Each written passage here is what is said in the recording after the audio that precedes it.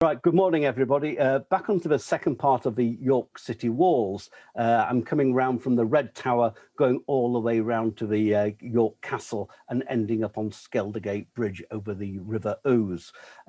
So we're starting off where I set off from last time, coming off on the Foss Island road round here. That's the River Foss as it runs through the centre of York. Set off at the Red Tower over here, come round to Warmgate Bar, the most complete of the bar gates with its barbican.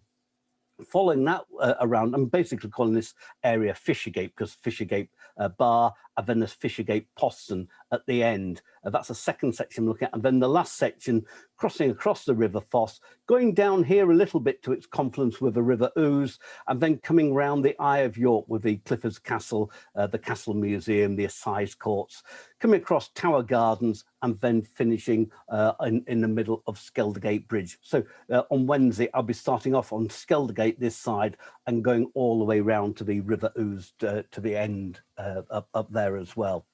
So just a more detailed map of that coming in from the Red Tower. This is a sort of a dual carriageway that comes past these awful out of town areas, probably the worst part of York, certainly the noisiest part as well. So there's a raft of DIY shops, takeaways, supermarkets and all sorts of things like that. So I'm going to set off, it cuts back in again at the Red Tower, and then it's a short walk, probably about 5 minutes from the Red Tower to Warmgate Bar, and which is down here, and that's the sort of section that we're going to look at in the first part of this.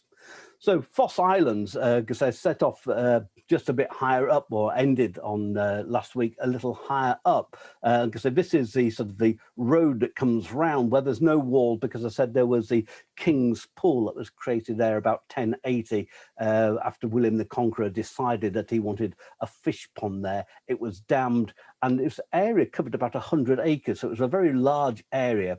Then it gradually started to dry out, and as it dried out, it formed these islands, mud islands in the middle of the river, and then people asked to throw their rubbish in to infill these islands, and then the river was canalised in 1798 to form the Foss that we see it today, and then it completely dried out this area.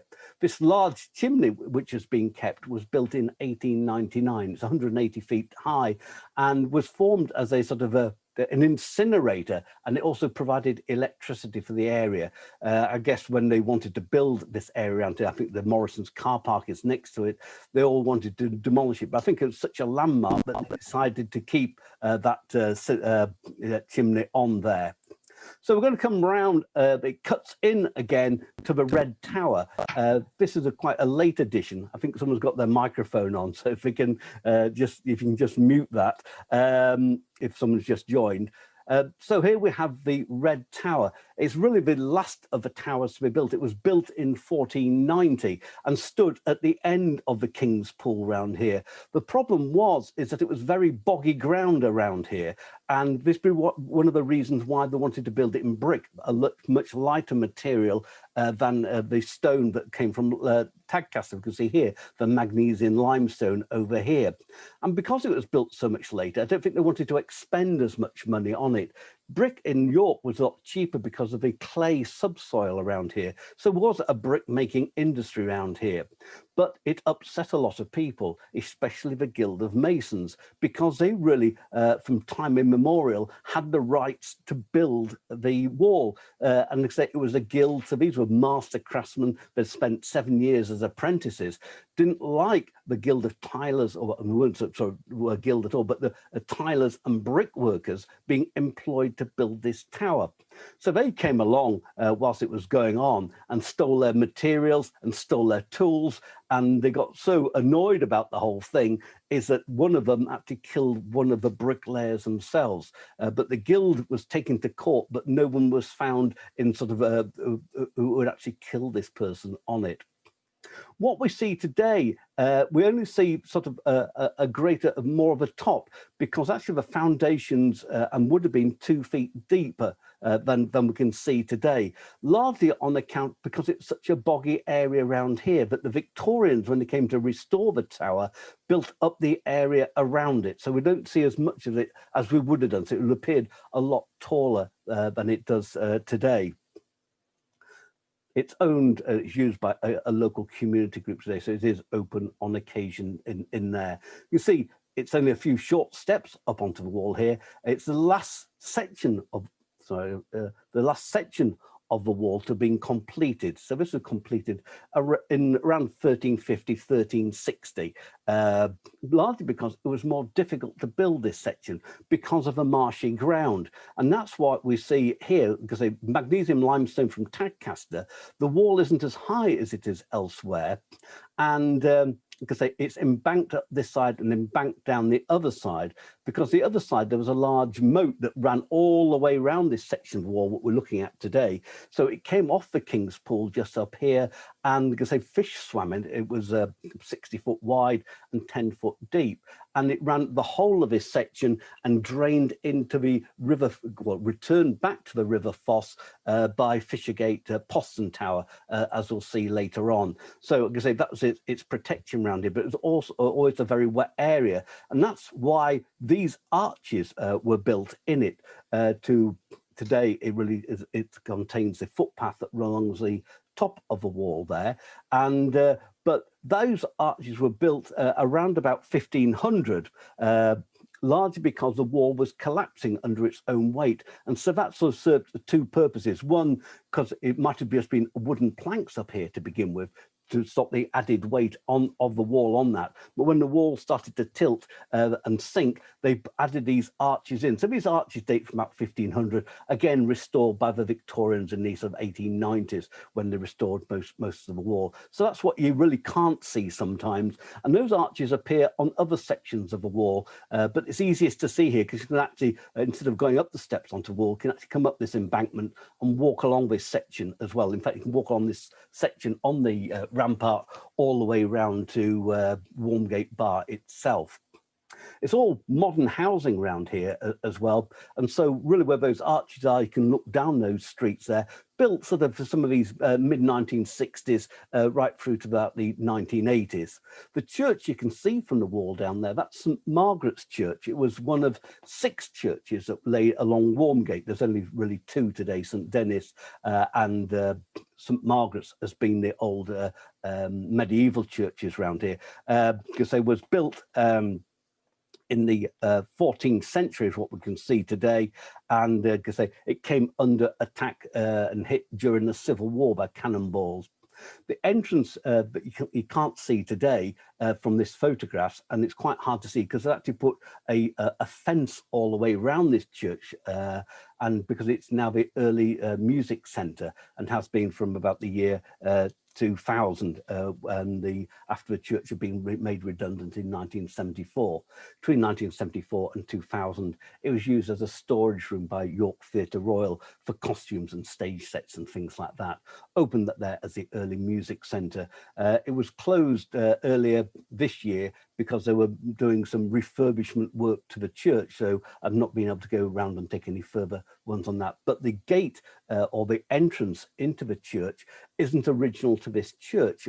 The church entrance today, that which is on the far side of it, you can just see it sticking out there, the porch there, and that came from St Nicholas's Hospital. That stood just outside Warmgate Bar. I'll sort of give you the approximate position of that later on. That was really very badly hit by cannonball during the Civil War, 1642 to 1644 in the York area. And Black Tom Fairfax, the leader of the parliamentarians, said that it shouldn't be destroyed. It got signs on the zodiac going all the way around it, and it was moved in 1648 with the demolition of St Nicholas's Chapel and brought here to St Margaret's Church. And so that's where it stays today. Then moving on, we come round, because it's only a short section of wall, that is about 5 minutes, but we'll see it on film in a minute. Coming round to Warmgate Bar, this is the most complete of the bar gates in York, largely because it's got the barbican attached to that. Because this was very badly hit during the Civil War and was rebuilt in 1648. If you look on here, there's some much larger stones coming along here.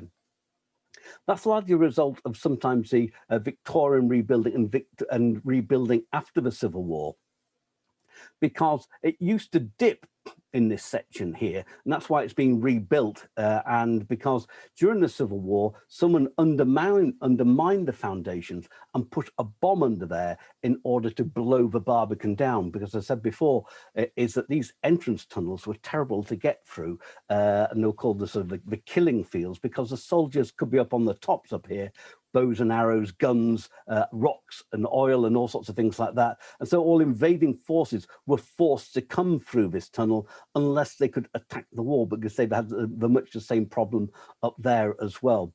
But someone snitched on the royalists about the parliamentarians doing that, and because they mined down from the inside of the barbican and took that bomb away from it. But having done that, it allowed the wall to sag down on this side and then was rebuilt. Mentioning that St. Nicholas's Chapel that stood really just across the road from here, that was completely destroyed, is that the stone here was reused to repair the barbican after 1648, and so that's where the wall was reused from. Because it's been restored a number of times, most recently at the top in 2016. So this is the sort of view you get straight on from it. We've got the coat of arms of York up here as well. And because they just coming down the tunnel here, the what we can see up here is a plaque here in red that basically said that the barbican was restored in 1648, and that's just a medieval sort of a royal coat of arms up there.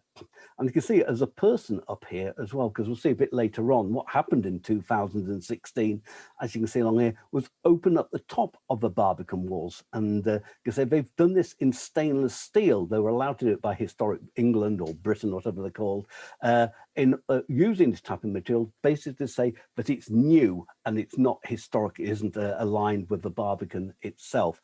And again, up here, you can see a person up there, because that roof is opened up as well. There's a cafe inside of there. And because I'll just talk a little bit about that a little later on. Coming down here, it's still got its gates down here. There would have been a portcullis that had been dropped in front of it. The 15th century gates are still in situ, and it's got a very tiny gate set in it, which you'll see on the film, called a wicket gate. And this one we can probably just squeeze through when just open that tiny door itself. So it's quite an unusual gate, that is. And then moving around to the rear, and it's quite unusual. And like I say, when I talked about the other bar gates, is not only Monk Bar having an original stone wall to the back of it, because all these other ones tended to have other properties attached to it, is that the main part of the barbican was used to repel forces, and there was no need to put that on the rear of that. This is a house that was built in around 1580 or so, during the Elizabethan period, and particularly designed that for the gatekeeper of the bar around here as well. The larger arch here, which is for lorries to go through, and that was made in 1862. The smaller arch over here, that was the pedestrian one that was created in 1840. And inside this, you can actually go inside this bar gate, because the other one further around, the Monk Bar, is the Richard III Museum. Micklegate Bar is a museum to the walls itself, and like I say, you can walk through the one at Bootham Bar. But this is slightly more interesting because you have to get a greater feel for what the bar gate was like. It's called Gatehouse Coffee, and it's owned by the Assembly of God, or rented by them. They have Calvary Chapel just across the wall here, and they've used that as a coffee house since 2007.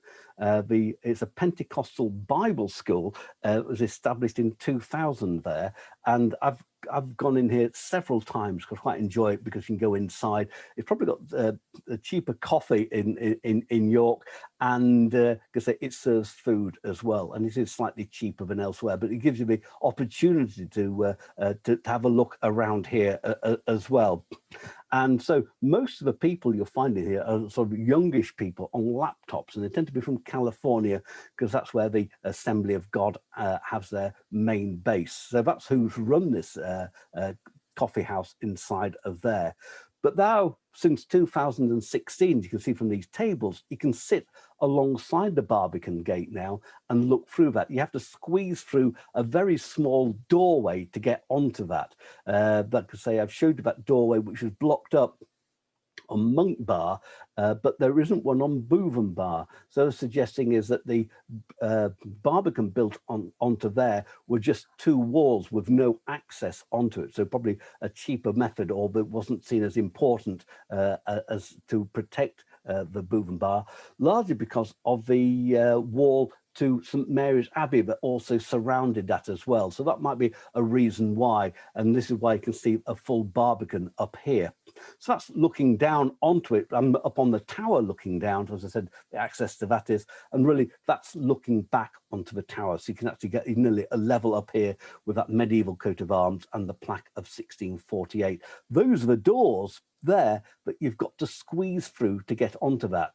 And you say, even if you go into the toilet, you've got to squeeze through a very tiny door to get into the toilet as well, which is on this floor as well. It's you enter in from the first floor, and there's a room up here, I guess, which is on the second floor of the building as well. That's a coffee room as well. And if you go up the spiral staircases in the tower, that brings you out onto the, out onto the roof, and that's sort of the view. You're really getting down Warmgate just down there below you, or onto the top of the Barbican. So it's well worth going down there, having a coffee, because it's a good sort of 10-minute walk down sort of Warmgate if you're on Fossgate or Merchant Gate or somewhere around there. But Warmgate's a lovely route in itself, because one of the properties near the Bargate is the Boer's Moral House. That's a late 14th century house and timber framed.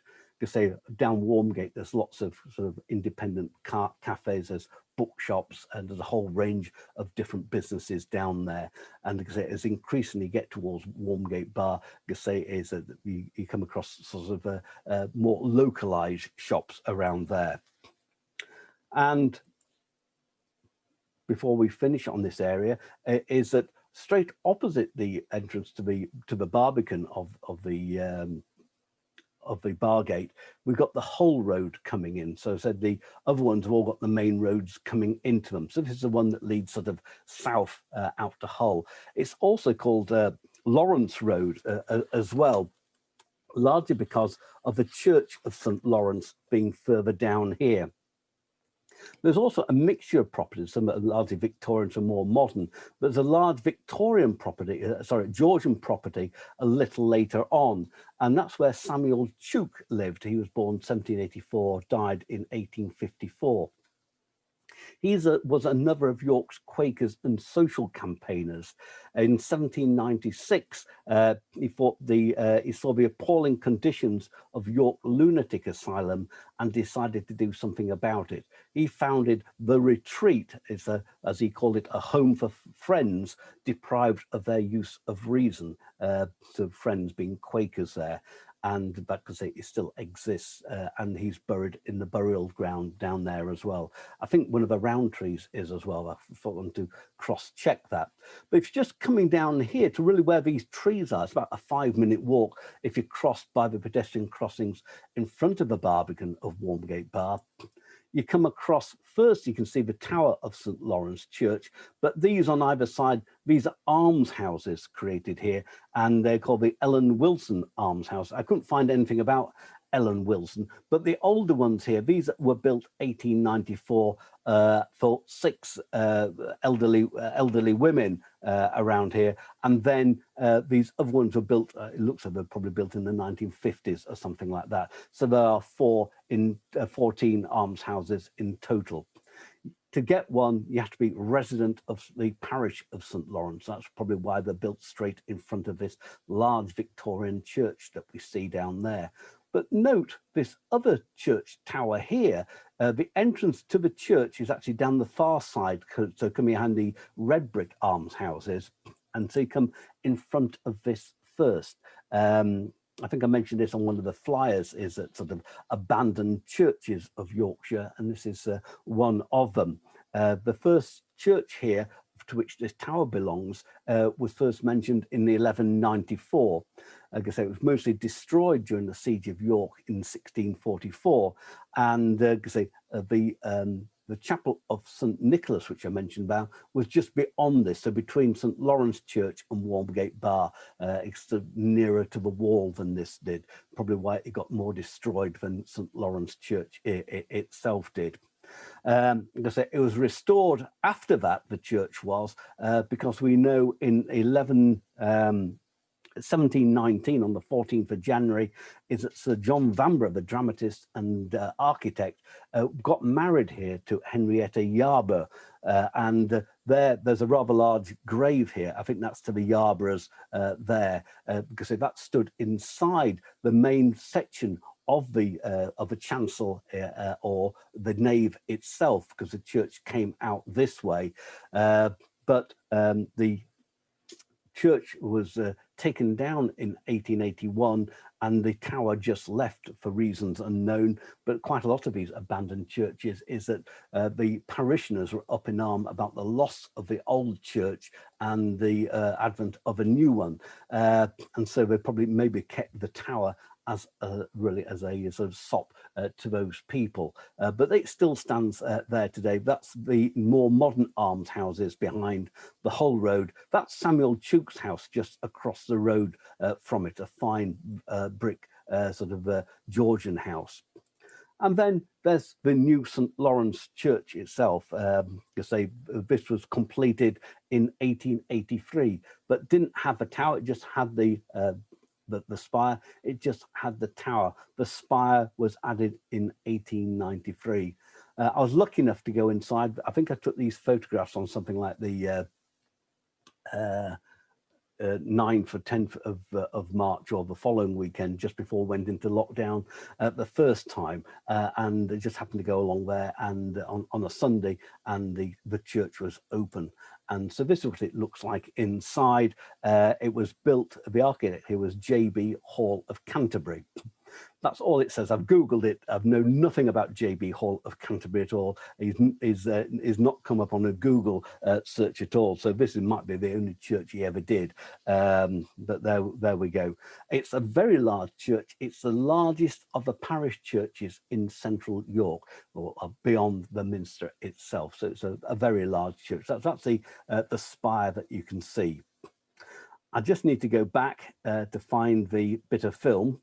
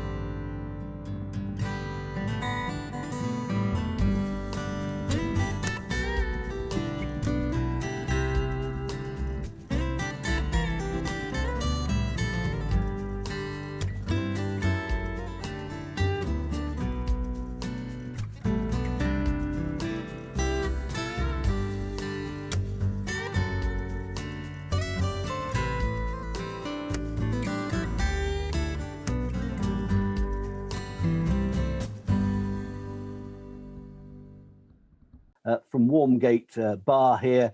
We're going to follow it all along. We come across Fishergate Bar, which is a smaller entrance into the city, and then going to end at Fishergate Postern Bar round here, which is obviously quite near the castle as well, and at Piccadilly that leads into the city centre. I'm also going to have a quick look down, show a photograph here of the Barbican, which is a sort of theatre conference centre, and then coming down here, there's a V shape of roads. This is Fishergate that comes down here, and I'll try and look at the other. That's Fawcett Street. They come down here. This is a V section of a road, and then they both come together and then go down onto the Fulford Road, so at the sort of at the top of the V.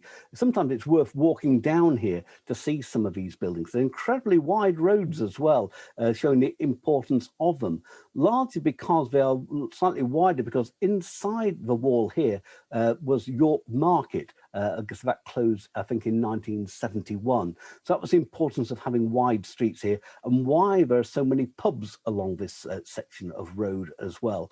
The market is now out at Merton. That's on the road that goes out to Bridlington and the Wolds. So let's have a quick look along this section. Mentioning the Barbican here, this was built in 1989 at a cost of £15 million.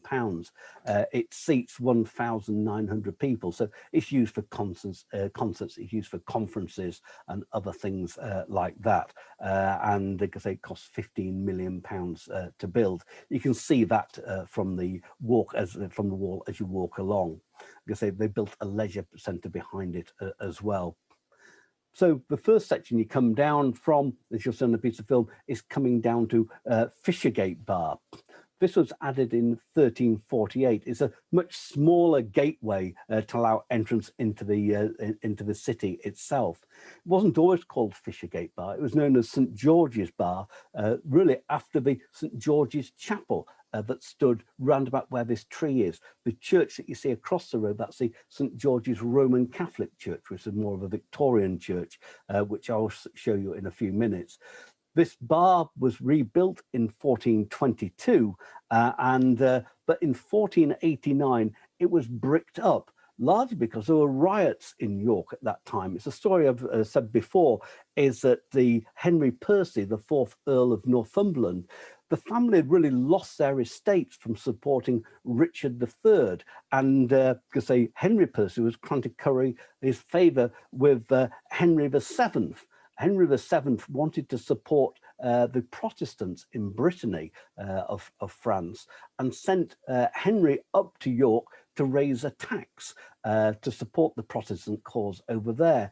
But the citizens of York were having none of it at all. They couldn't see really what they had to do with a question that was in France, and would the Bretons support a Protestant cause in York or whatever. And so they refused to pay that. They chased Henry Percy out of town and caught up with him at South Kildington. He was probably trying to get back to his northern estate, and at South Kildington, which is about a mile from Thirsk, they caught up with him and killed him. So it didn't do him any good, and it led to the blocking up of this. The gateway wasn't unbricked until 1827 to allow access into the cattle market that they built just inside the wall here, that opened in that year. It closed in 1971, and the cattle market is now out at Merton on the Bridlington Road, and the cattle market round here was demolished. So all this housing that you see in there was being built post 1976. The inscription on the shield here, that's up in Latin. We've got the Shield of York. That says that Sir William Todd, the Lord Mayor of York in 1487, gave his own personal money to rebuild a 180-foot stretch of this wall.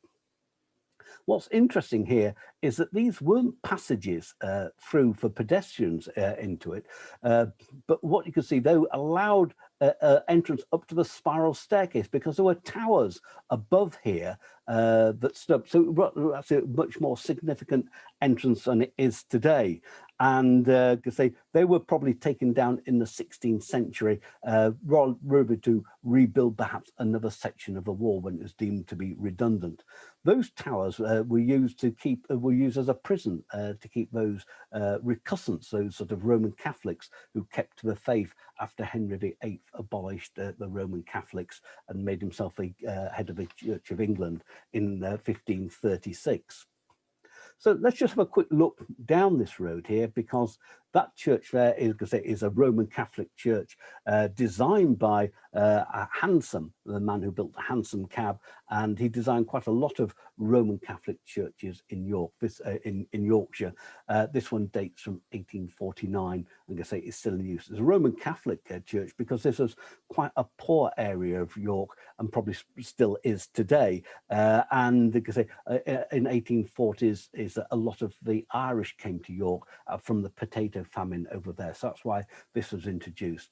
The St George's Chapel stood across the road, and this is a former graveyard to that, where you can find Dick Turpin's grave, or John Palmer, as he was known. He was hung on the Lake Knavesmire on the 7th of April 1739 for highway robbery and horse rustling. He was caught at Brough on the north bank of the Humber estuary, and then brought up, initially taken to Beverley, because that's where one of the courts were. So that was the most major court. But because of his crimes, then the Beverley court couldn't administer that, so he was sent up to the county court, the assize court in York. And really that's why visitors came into the assize court, because all the important trials took place up there.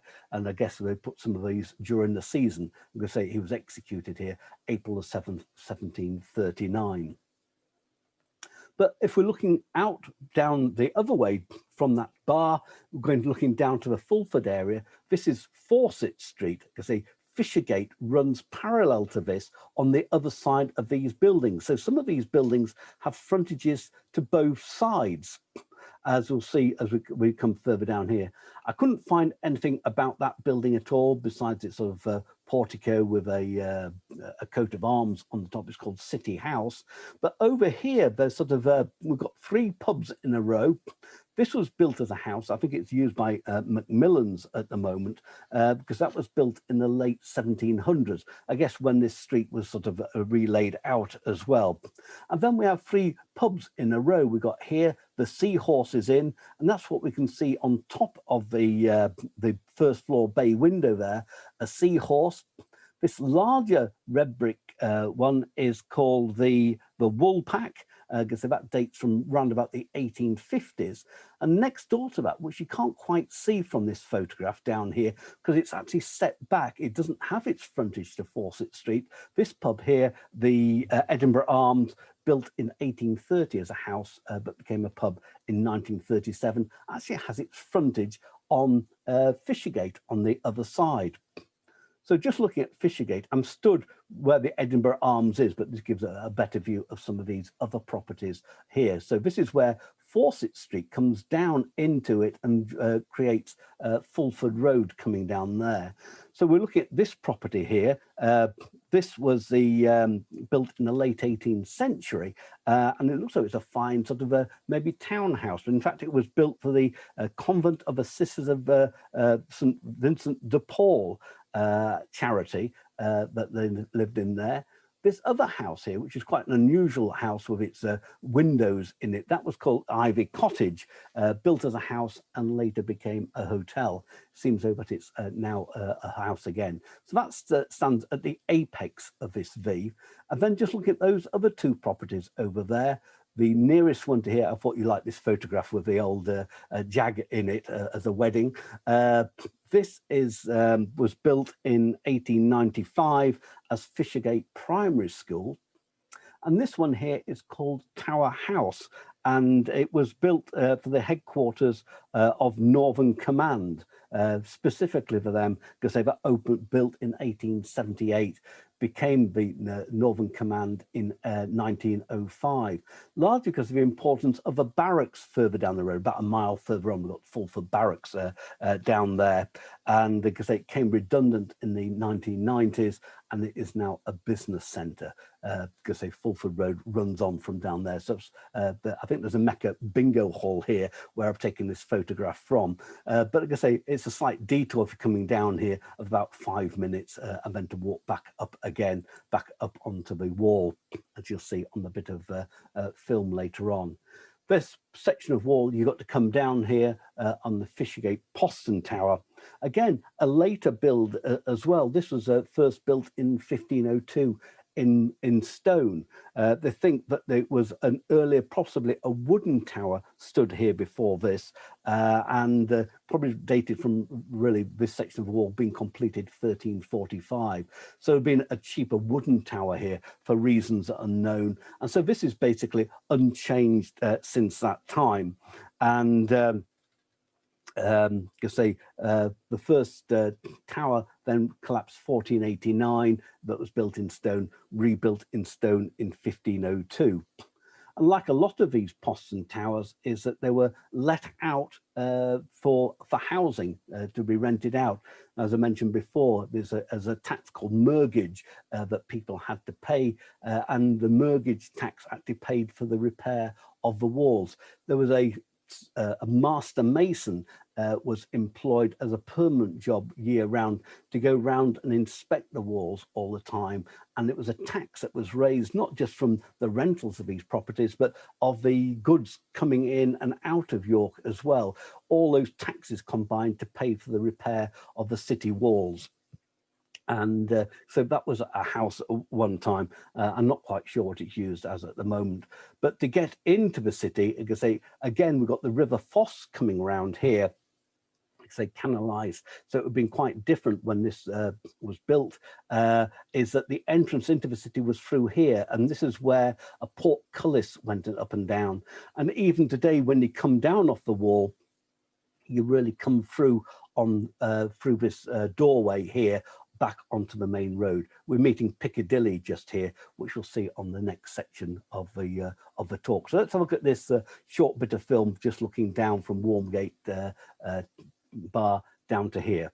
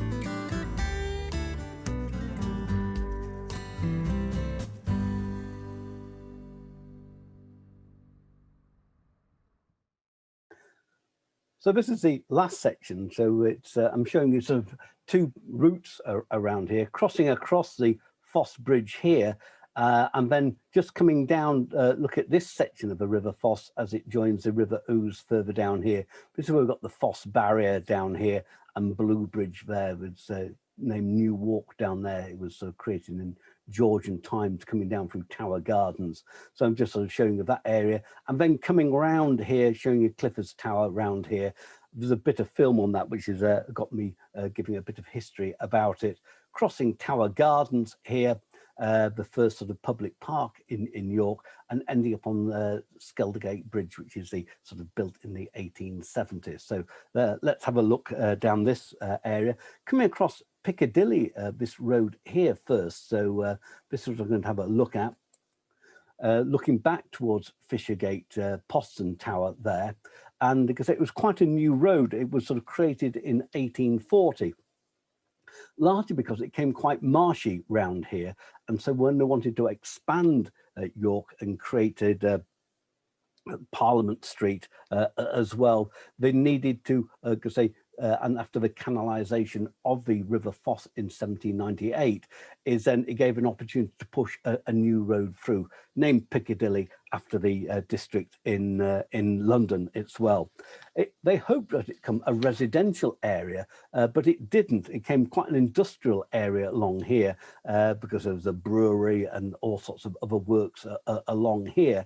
And that's why we can see this sort of more modern development, which is taking place. I think they call it the Castlegate or something like that. They're actually calling it here.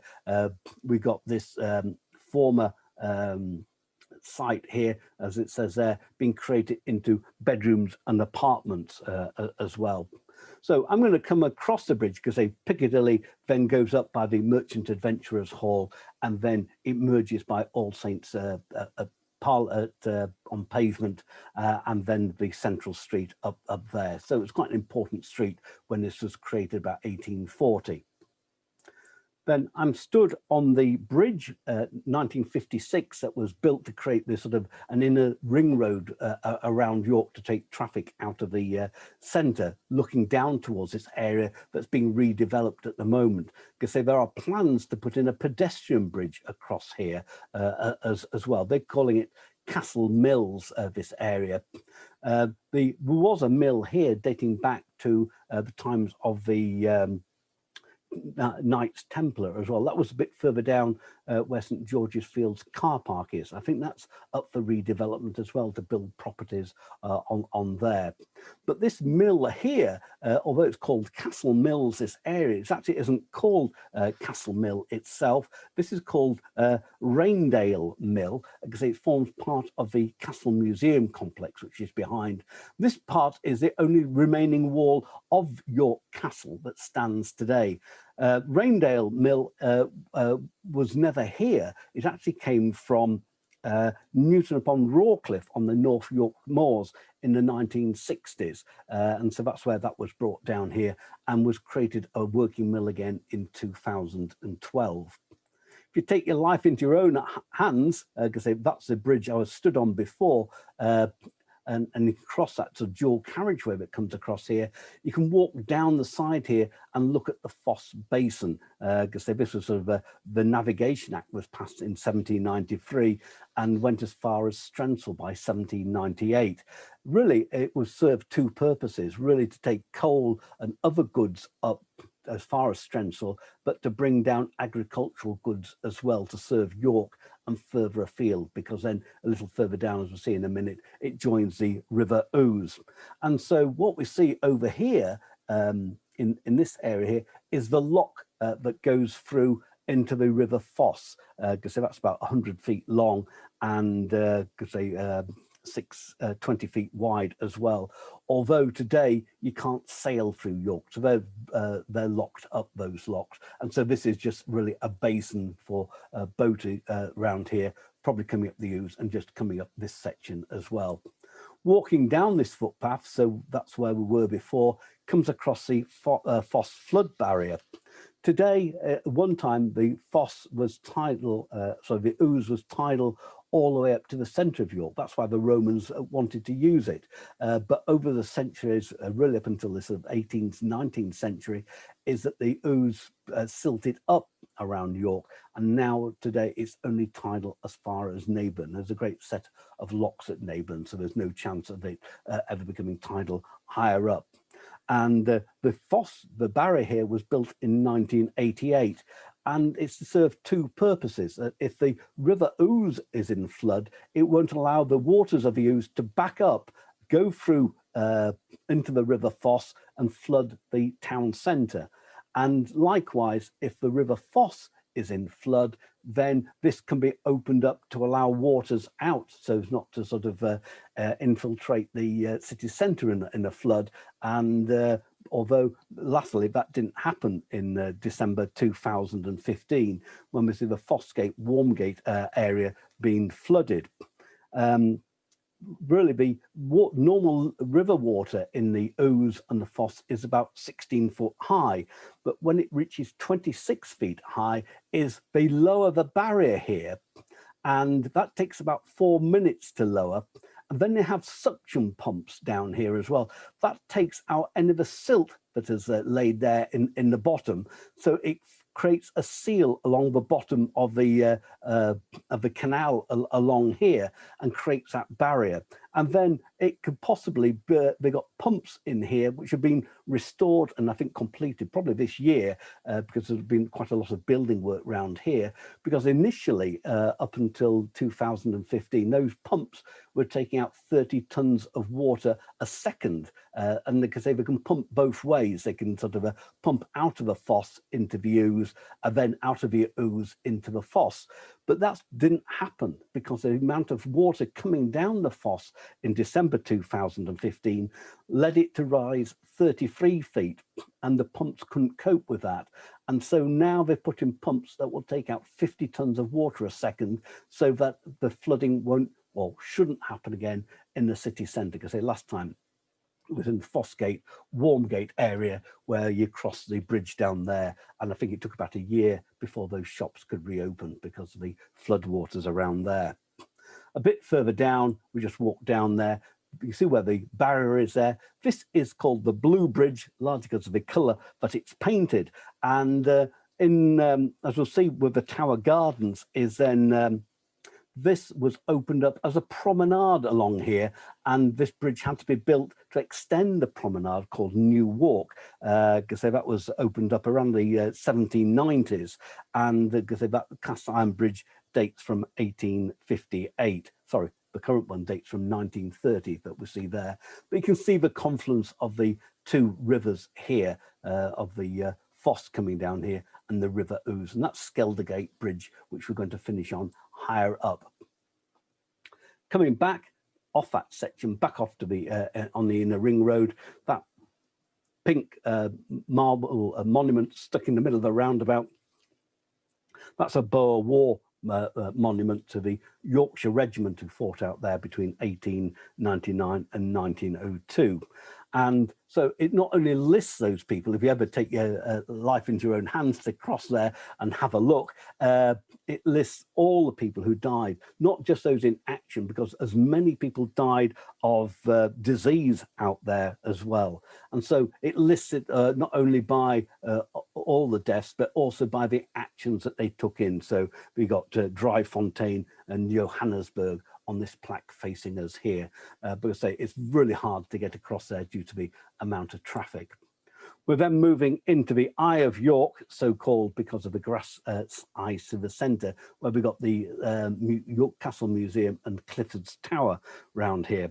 That was really the responsibility of William the Conqueror in 1069, and where he came up and stayed at further down there at Selby, and declared, you know, that York should be better protected, and had the castle built here. Like I say, it's a Motte and Bailey one with a wooden structure on top of that, and he was also one that said that the wall should be built around it as well. It was rebuilt after the Jewish massacre. There's a plaque at the base of that, which you'll see on the film. And then the one that was rebuilt there, another wooden fort, blew down in a gale in 1228, and then was rebuilt in stone between 1250 and 1275 to a French designer, Quatrefoil. So it looks a bit like a four-leaf clover. It's unique in Britain. It's the only castle built to that style. What we see today is that the further away you see, you can see that the walls bend slightly outwards, because on the 23rd of April, 1684, it was blown apart by gunpowder, accidentally or not, people aren't sure. It basically took the roof off Clifford's tower and destroyed all the internal floors within that, because they remained a ruin until 1825 when it was restored, and it was also enclosed within the castle wall itself that went all the way around this area. And that's what we'll see. Say the castle wall was all taken down, apart from that bit I showed you behind the Raindale Mill, in 1936. So it remains open to this day, because it's you have to pay to go into that. So standing up there looking down, we can see the Eye of York, so-called because of the grass centre in here. And this was all part of York Castle. The York Castle's buildings, there have been halls and barracks and other things like that in this area, were all removed with the building of these buildings around it. So if I go around that, because they were looking at the women's prison here, that was built in 1780. In the corner down here, we have the entrance to the Castle Museum. And then this is the Debtors Prison of 1705. That's very fine. That was built with the stone from St. Mary's Abbey. So that's where a lot of that went. And then here, this is the court, the assize courtroom, or the Crown Court, it is known today, built between 1773 and 1777. These two properties facing one another were both designed by the eminent architect John Carr of York. The assize court, the Crown Court, is still in use today. We'll see a little bit more of that later on. Then coming back across the road called Castlegate, we go into Tower Gardens. That was created in 1730, really as the sort of first public park in York. I think it was sort of private to get into this, to keep probably the riff-raff of York out, because of the visitors, the high-spending visitors that came to York during that time.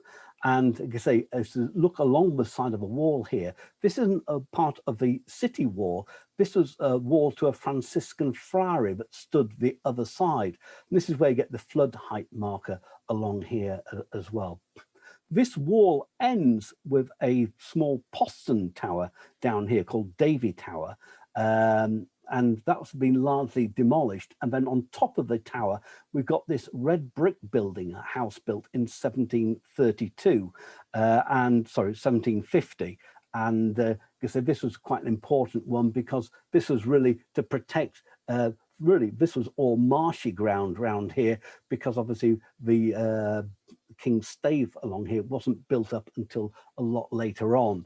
And that's why the Franciscans had this tower along here with a Poston Tower.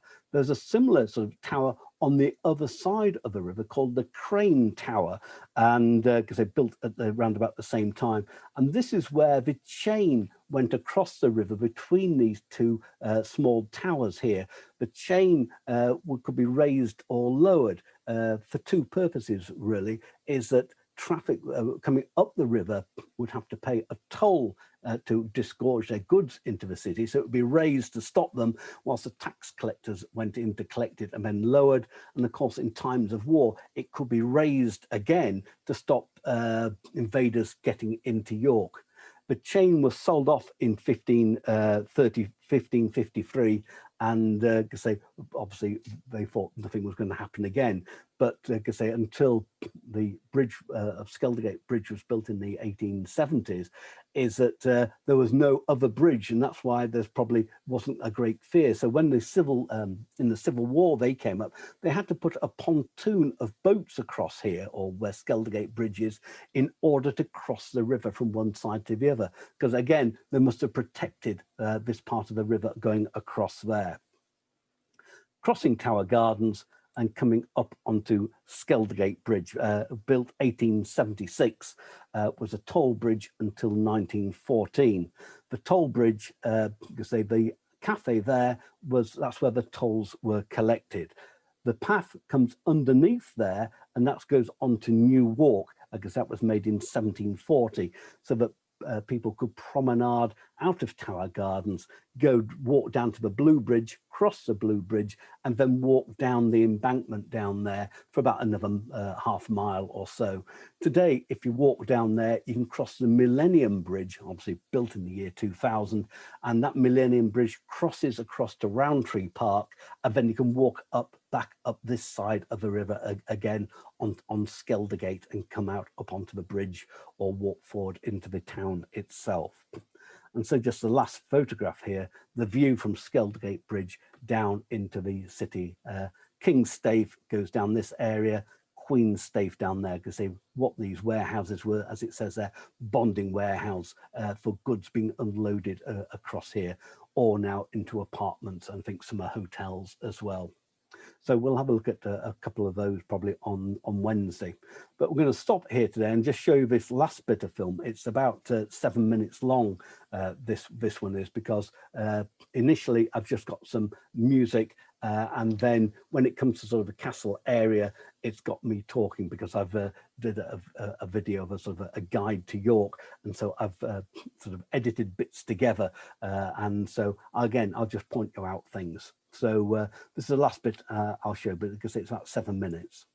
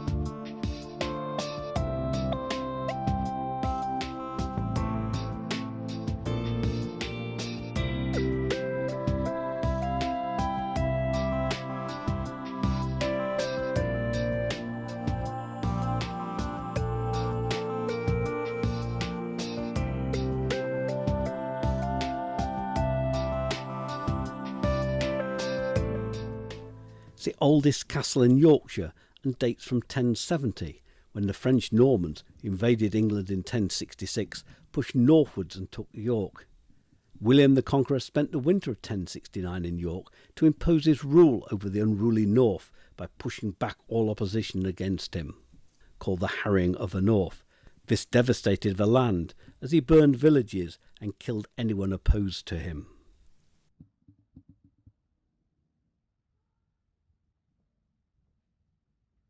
The plaque at the bottom of the steps is of 150 Jews that were massacred here on the night of the 16th of March 1190. The Jews were accused of profiteering on loans given to Knights Templar, a Christian military order who went on holy crusades to Jerusalem. The motte is around 25 metres high, or 80 foot, and the 55 steep steps take you up to the entrance. William the Conqueror built the castle to control the north. A similar one stood on the opposite bank of the River Ouse and was linked with a chain across the river that could be raised or lowered, depending whether it was friendly or invading boats came at the river. The tower continued to be a scene of death. Executed bodies were hung as warnings from the side, and that's how the tower got its name, from Roger de Clifford, who was executed here in 1322. The last public hanging took place in 1801, and the last one inside the castle in 1896.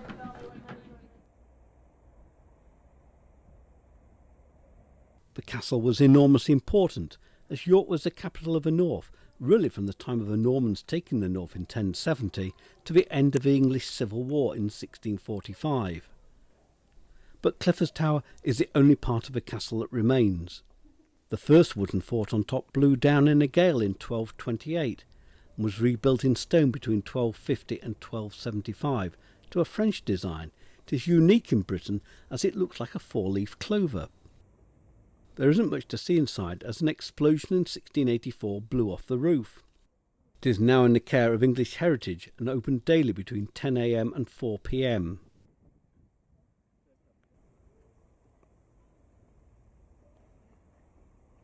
The castle covered a much larger area, now called the Eye of York, and these buildings now cover it. From the left, this was once the women's prison built in 1780. The novelist Daniel Defoe called it the finest jail in Europe. It is now part of a castle museum that contains the cell of a notorious highwayman, Dick Turpin. He spent his last night here on the 6th of April 1739 before his execution the following day. The building to the middle was the Debtors Prison that was built in 1701, and next to that the Crown Court that was built in 1773 and still in use today. It was designed by the same man who designed the women's prison, the renowned York architect John Carr. In the pediment you can see on a pole a carving of the Cap of Liberty, and standing on top of the building is a figure of justice holding a spear and scales. Cross Castlegate by the pedestrian crossing.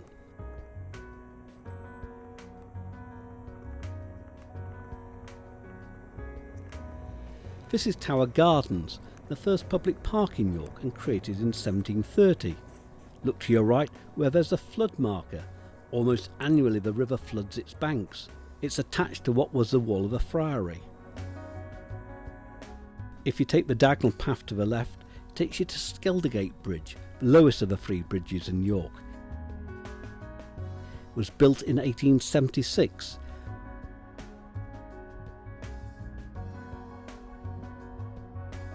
And the path underneath it is called New Walk and was made in 1740, so that visitors could promenade down the side of a river for approximately a mile.